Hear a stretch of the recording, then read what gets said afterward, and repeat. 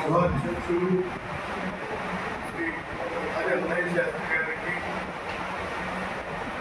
వేదికను ఆలోచించినటువంటి కొత్త నారీలు మహాదేవులు గారికి, గ్రంథకర్త శ్రీ మల్లిపట్టు శర్మ గారికి, సభకు ఇచ్చేసినటువంటి గ్రంథకర్తలు మధ్యపట్టు సుబ్రహ్మణ్య శర్మ గారు సిద్ధ సంకల్పుడు. సాధారణంగా నేను కురుక్షేత్రం ప్రాంతంలో ఉండవలసిన వాడిని వెళ్ళాను కూడా. ఆయన రావాలి అన్నారు, ఎట్లాగైనా సరే ఈ కార్యక్రమానికి మీరు రావాలి అన్నారు. అక్కడి నుంచి వచ్చేసారు. లెక్క ప్రకారం రేపు 2వ తారీఖు యమునా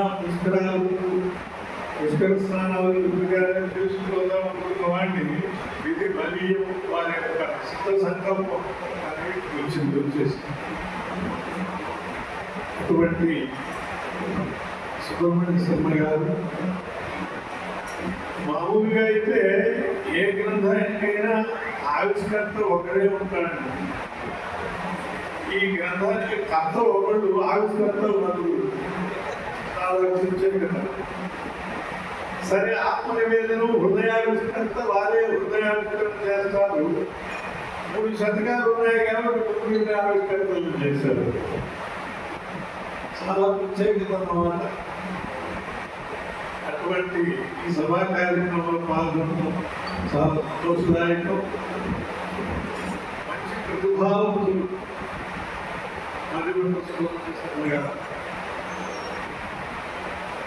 ప్రతిభ లేకపోతే కవిత్వం రాయలేరు. ప్రతిభైవ కవీనా కావ్య కారణం అన్నారు. ఒక గ్రంథం రాశారు అంటే ప్రతిభ ఉంటేనే రాయగలుగుతారు. సరే, ఆ ప్రతిభ పుట్టుకలో వచ్చే ప్రతిభ ఉంటుంది. కాళిదాసు లాంటి వాడికి దైవదత్తమైనటువంటి ప్రతిభ ఉంటుంది. మరి కొందరికి అభ్యాసాల వల్ల వచ్చే ప్రతిభ ఉంటుంది. ఏదైనా సరే మొత్తానికి ప్రతిభ ఉంటేనే అటువంటి ప్రతిభ జన్మతః వచ్చినటువంటి ప్రతిభ కాబట్టి ఈ ఆత్మనివేదన గ్రంథాన్ని మనం పరిశీలిస్తే మొదటి దశలో ఉండేటటువంటి రచనకి చివరికి రచన యొక్క పరిణతికి మనం చాలా తేడా చూస్తాం. అంటే ఆరంభం నుంచి చాలా కాలం చెప్పారు అన్నయ్య శాస్త్రి గారు ఎక్కడో మొదలుపెట్టారు. ఇప్పుడు ఒక పరిణత స్థితిలో కూడా చాలా అద్భుతమైనటువంటి రచన చేసి వారి గ్రంథాన్ని పూర్తి చేసి ఈ కావ్య కన్యక 80 ఏళ్ళు దాటాక ఒక అమ్మాయిని కన్నారు. ఇదే ఈ కావ్య కన్యక అంటారు. ఇంత వయసులో కూడా ఒక మంచి అమ్మాయిని కని సమాజానికి అటువంటి ప్రతిభావం స్వశక్తితో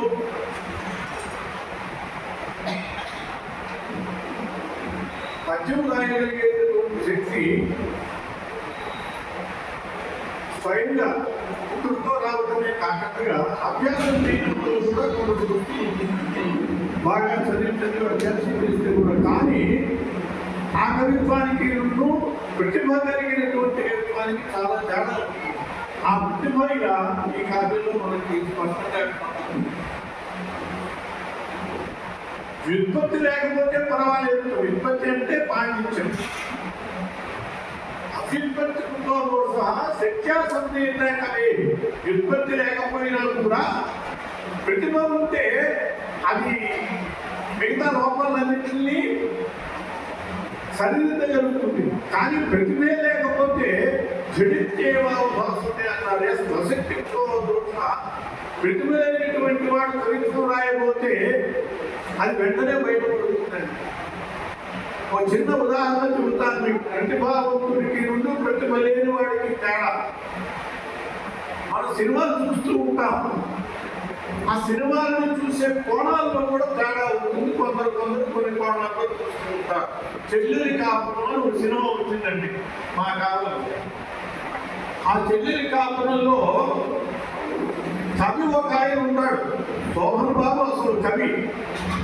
కానీ వాడి బావ నాగభూషణం ఈ కవిత్వాన్ని సొమ్ము చేసుకుంటూ ఉంటాడు. వాడు కవిగా వాడు కవి అనుకుని వాడిని గౌరవిస్తూ ఉంటాడు, వాడిని ఆదరిస్తూ ఉంటారు. ఒక అమ్మాయి గ్రహిస్తుంది అసలు వీడు కవి కాదు, అసలు కవి వేరే చెప్తున్నాడు అని గ్రహించి లోకానికి అసలు కవిని ఎవరో తెలియజేయాలి అని అనుకున్నది. ప్రతిభ ఉన్నటువంటి వాడే కవిత్వం చెప్పగలుగుతాడు, ప్రతిభ లేని వాడు కవిత్వం చెప్పలేడు. అందువల్ల ఆమె ఏం చేసిందంటే ఈ కవికి ఒక సన్మాన కార్యక్రమం పెట్టింది. అంటే వీడికి నాగభూషణాన్ని నేను నృత్యం చేస్తూ ఉంటే ఆయన కవిత్వం చెప్తాడు అని చెప్పింది. వాడు ఎట్లా ఏం చెప్తాడు, వాడికి ప్రతిభ లేదు కదా. ఈమె నృత్యం చేస్తూ అలా కాలు ఎత్తి ఒక భంగిమ చూపిస్తుంది, కవిత్వం చెప్పమంటుంది. కాలు అంటాడు, గజ్జలు అలా ఇస్తుంది, గజ్జలు అంటాడు, గజ్జల కాలు గజ్జి కాలు అంటాడు. ఇది ప్రతిభ లేని వాడు చెప్పే కవి. ఆ తర్వాత సోహన్ బాబు అసలు కవిని పిలిచి కవిత్వం చెప్పమంటే ఖాళీ నందియలు కళ్ళు కళ్ళు మన ఆడవే మయూరి అధనమాడవే మయూరి అని అద్భుతమైనటువంటి కవిత్వం. కాబట్టి ప్రతిభ ఉన్నవాడికి ప్రతిభ లేని వాడికి తేడా ఎలా ఉంటుంది అనేటటువంటి దానికి చాలా అద్భుతంగా ఆ సంఘటన మనకి కనపడుతుంది. సినిమా అయినా అందులో కూడా కొన్ని మంచి విషయాలు మనం గ్రహించడానికి ఉంటాయి. అట్లా అద్భుతమైనటువంటి ప్రతిభ గలవాడు కాబట్టి ఆయన చాలా అద్భుతమైనటువంటి ఆత్మనివేదన కావ్యాన్ని రచించారు. ఇందులో ముఖ్యంగా వారు ఆత్మనివేదన ఈ కావ్యంలో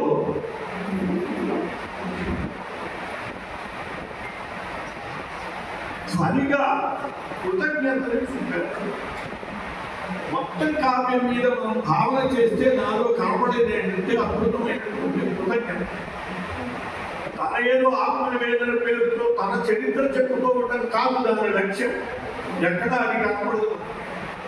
తన జీవితంలో ఎందరూ తనకు సహకరించారో వాళ్ళందరినీ స్మరించుకుని అటువంటి కృతజ్ఞతా భావాన్ని చూపిన విధానం మనకి ఈ పద్యకావ్యంలో చాలా స్పష్టంగా కనపడుతుంది. ఈ ఆత్మనివేదన చాలా ముఖ్యమైనటువంటిదండి. కృతజ్ఞత ఉదేశ ప్రతికర్తవ్యం వేషధర్మ సనాతన.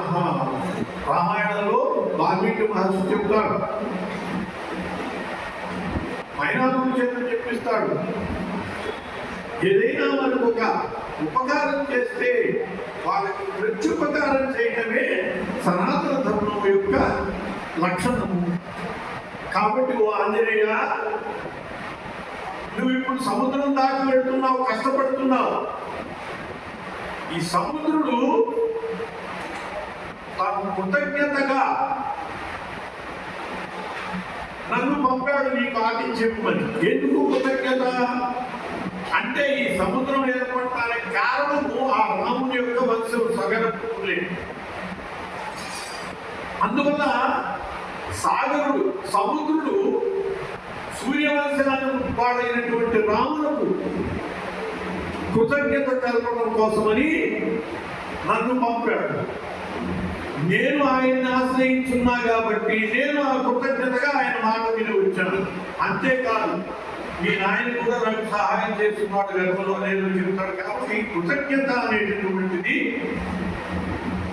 చాలా విలువైనటువంటిది. దాన్ని ఆ వారు ఈ గ్రంథంలో సరిగా అడుగడుగునా కూడా తన జీవితంలో సహకరించినటువంటి వాళ్ళందరినీ తెలియజేయడం ద్వారా ఆ సంఘటనలన్నింటినీ గుర్తు చేసుకోవడం ద్వారా ఆ కృతజ్ఞత భావాన్ని మనకి ధ్వనిగా ఈ హృదయావిష్కరణలో ఆవిష్కరించారు. ఇందులో చాలా వారి కష్ట జీవితం అంతా కష్టం. యథార్థంగా జీవితంలో కష్టకాలమే గొప్ప కాలం. ఇది మనం అర్థం చేసుకోవాలి. ఎవరైనా కష్టాలు పడేటప్పుడు చాలా కష్టంగా ఉన్నది అని అనిపించవచ్చు, కానీ అది చాలా విలువైనటువంటిది ఆ కాలము అనేది మాత్రం మనం మర్చిపోకూడదు. ఎవరైనా గుర్తు పెట్టుకుంటే తన కష్ట జీవితాన్నే గుర్తు పెట్టుకుంటాడు. మనం గుర్తు పెట్టుకోవటం కాదండి, మనము పురాణాల్లో చదువుకుంటున్నది ఏమిటి? శ్రీరామచంద్రుడు 11,000 సంవత్సరాలు పరిపాలించాడు. ఈ 11,000 సంవత్సరాల్లో పరమాణాలు వింటూ పరుగుల మీద పడుతున్నటువంటి చరిత్ర మనం చెప్పుకోవట్లా. 14 ఏళ్ళు అయ్యా ఇలా తర్వాత రండి. 14 ఏళ్ళు అరణ్యవాసం చేసినటువంటి కష్టకాలాన్ని మాత్రమే మనకి. ఎందుకంటే విలువైన కష్టకాలమే. భారతంలో పాండవుల యొక్క అరణ్యవాస అజ్ఞాతవాసాన్ని కష్టాలు మనం చెప్పుకుంటున్నాం, కానీ దుర్యోధనాలు వాళ్ళు ఇబ్బంది పెట్టినటువంటి పరిస్థితిని మనం వీళ్ళు ఎలా అధిగమించారు అని చెప్పుకుంటున్నాం, కానీ వాళ్ళ సుఖ జీవితాన్ని మనం చెప్పుకుంటున్నాం. అసలు పూర్తి అంటుందండి. మనం ఏదో కష్టాలు వస్తుంటే చాలా ఆందోళన పడతాం, కానీ పూర్తి అంటుంది. కృష్ణుడు అడిగాడు, అత్త నీ కోరిక ఏమిటో చెప్పు అని అంటే, విపదస్తు తూయతే హరి, ఆయన నాకెప్పుడు కష్టాలు ఏమయ్యా, కష్టాలు నిన్ను మర్చిపోగలుగుతున్నాను అని. ఎంత గొప్ప విలువైనటువంటి మాకు ఆలోచించారు. అంటే భగవంతుడిని మర్చిపోగట్టుగా ఉండటం కోసమని కష్టాలని ఆమె కోరుకున్నది అని అంటే, మనకి కష్టాలు వస్తూ ఉంటే మనము పాపవాగా భగవంతుడిని స్మరించుకుంటూ ఆ కాలాన్ని సద్వినియోగం చేసుకోవాలా ఆలోచించుకోవాలి. హరిశ్చంద్రుడు చాలా కాలం హాయిగా ఆనందంగా పరిపాలించాడు. మనం ఆ కాలం చెప్పుకోం, కాటికాపరిగా ఉన్న కాలమే చెప్పుకుంటాం. కాబట్టి జీవితంలో కష్టకాలమే చాలా గొప్పది. అది ఈ ఆత్మనివేదనలో వారి కష్టకాలం అంతా కూడా చదువుకునే సమయంలో ఎన్ని రకాల కష్టాలు పడ్డాలి. ఇవన్నీ ఏమిటంటే ఉత్తముల యొక్క కష్టాలు మనకి మార్గదర్శకాలు ఉంటున్నాయి. అరణ్యవాసం చేసే కాలంలో మార్కండే మహర్షి వచ్చాడు చూడటానికి. మహర్షులందరూ వస్తుండేవాడు ధర్మరాజు. మార్కండే మహర్షి వస్తే అడిగాడు ధర్మరాజు, మహానుభావ ఏమి మాకు కష్టాలు, ఎవరైనా ఇలా కష్టపడ్డవాడు ఉన్నారా అని అడిగితే, ధర్మజా ఇంతకంటే కష్టాలు పడ్డవాడు ఉన్నారయ్యా అంటూ శ్రీరామాలు చరిత్రను చెప్తాడు ధర్మరాజు. కాబట్టి విలువైన కాలము అంటే కష్టకాలమే. అటువంటి కష్టకాలమే ఈ పద్యాన్ని, ఈ గ్రంథాన్ని రాయించింది. ఆత్మ నివేదన రూపంలో వారి జీవితము కష్ట జీవితమే ఆవిష్కృతమై, మనం కూడా ఏమిటి వెంటి వల్ల ప్రయోజనం, ఆయన పుస్తకం రాసిన దాని వల్ల ప్రయోజనం ఏమిటి అంటే, మనకి వచ్చే కష్టాలను మనం అధిగమించడానికి ఇదిగో ఇటువంటివి మనకి నాలుగుగా ఉపయోగపడతాయి. ఓహో మహనీయులు సుబ్రహ్మణ్య శర్మంతటి వారు ఎన్నో కష్టాలు పడి చదువుకుని పైకి వచ్చారు. కాబట్టి ఇటువంటి చిన్న కష్టాలను మనం లెక్కించకూడదు. దానివల్ల మన జీవితాన్ని ఇంకా మెరుగుపరుచుకోవడానికి దోహదం చేసేటట్టుగా చూసుకోవాలి అని మనం భావించడానికి ఇటువంటి కావ్యాలు కూడా మనకి దోహదపడతాయి. అటువంటి మంచి సందేశాన్ని ఈ సమాజానికి ఇచ్చినటువంటి వారయ్యారు శ్రీ సుబ్రహ్మణ్య శర్మ గారు. ఇందులో 3 శతకాలు రాశారు. మొట్టమొదటి ముఖ్యంగా ఆత్మ నివేదనం. ఇది దీనిలో వారి యొక్క ఆశయం ఈ ఇందాక చెప్పానే ఉద్దేశ ప్రతి కర్తవ్యం వేసి ధర్మ సనాతన అవారి ఈ కావ్య ధ్వనిని ఆయన చెప్తారు. చూడండి, ఆత్మవేదనలో ఉపకారం వరించిన కృపార్థ చెట్టుల తలంచి కీర్తించుట నీ ఉపచారముగాదే. అంటే మనకి సహకారం చేసినటువంటి వారిని స్తుతించడం, స్మరించడము కూడా దైవస్మరణ లాంటిది అన్నప్పుడు చక్కటి సందేశం. అంటే మనకు ఉపకారం చేసినటువంటి వాళ్ళని స్మరించడం ఏదో వాళ్ళని ఉద్ధరించడం కాదు, అది కూడా దైవోపచారం లాంటిది అని చెప్పి ఒక మంచి ఆలోచన ఇచ్చారు. కృపా స్వరూపధర స్వామి అంటారు. ఆయన యొక్క జీవిత పరమార్థాన్ని చెబుతూ ఆత్మనివేదనలో దేవ నా మొర వినవా జీవిత పరమార్థముని చేరుడేగా ఏ విధి నాకు లభించు భావింపదురాశగా పరమానంద.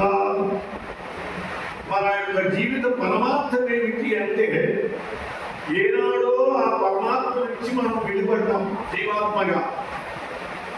మళ్ళీ ఎప్పటికైనా ఆ పరమాత్మ యందు లీనమైపోవటమే అది మనకి స్వగృహం.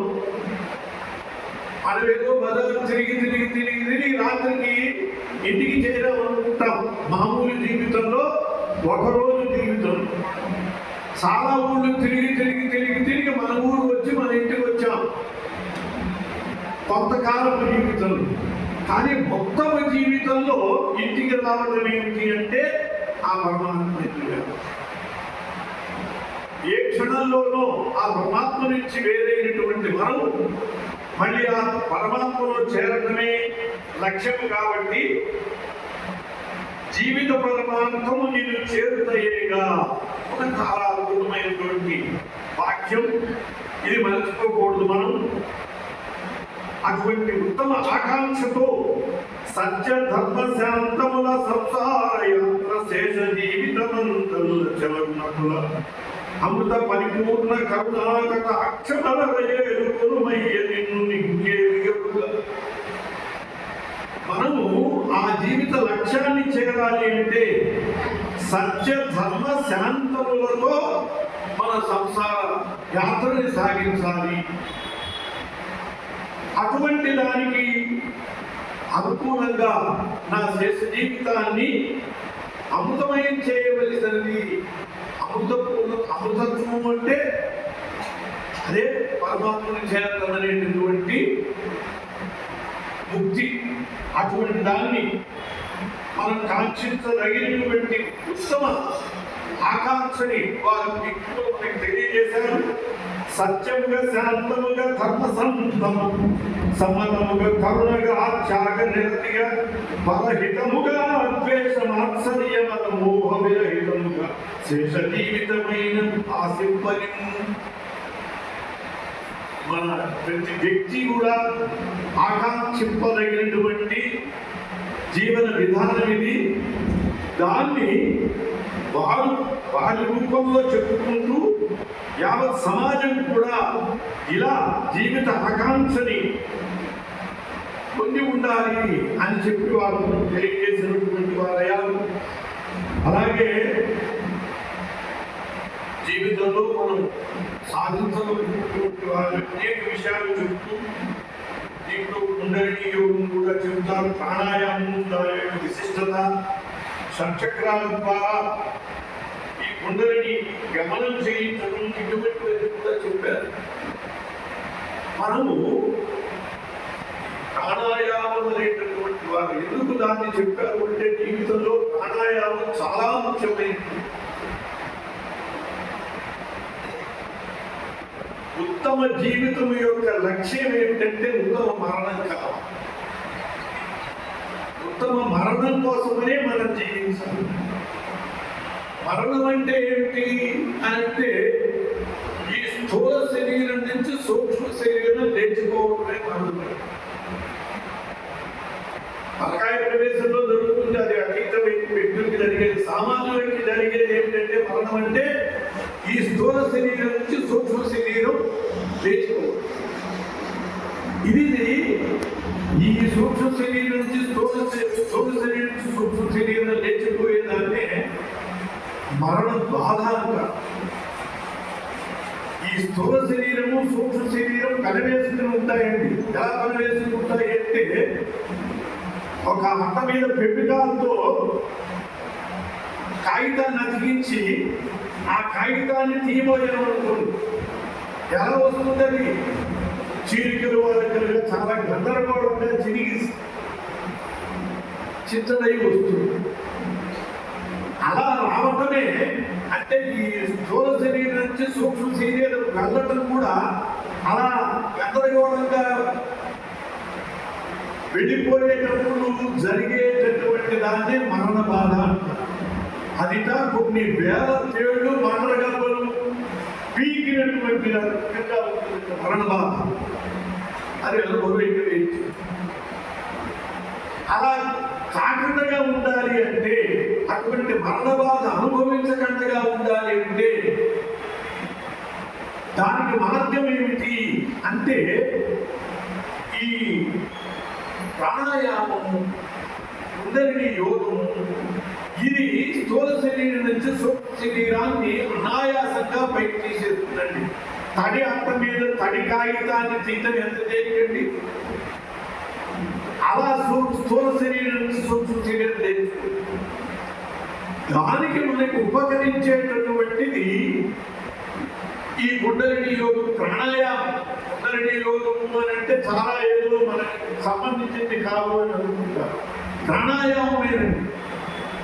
మన ప్రాణాయామం చేస్తూ ఉంటే మనకి తెలియకుండానే ఆ యోగం జరుగుతుంది. ఈ ప్రాణాయామం యొక్క విలువ తెలుసు కాబట్టి మన మహర్షులు మనల్ని ప్రాణాయామం చేసి అట్లా మీ స్థూల శరీరం నుంచి సూక్ష్మ శరీరం తేలిగ్గా వెళ్ళిపోయేటట్టు చేసుకోండి అని మనకి మార్గదర్శనం చేశారు. కానీ మనం ఆ మార్గదర్శనాన్ని పాటించగల, స్వీకరించగల. ఎట్లా మార్గదర్శనం చేశారో చెప్తాను చూడండి. ఏ కార్యం తలపెట్టినా సంధ్యావందనంలో పదే అనేక పర్యాయాలు ఓం భూ అని అంటాం కదండి. కాశమనం చేయంగానే ఓం భూ అంటాం. ఓం భూ అన్నప్పుడు ఏం చేయాలి?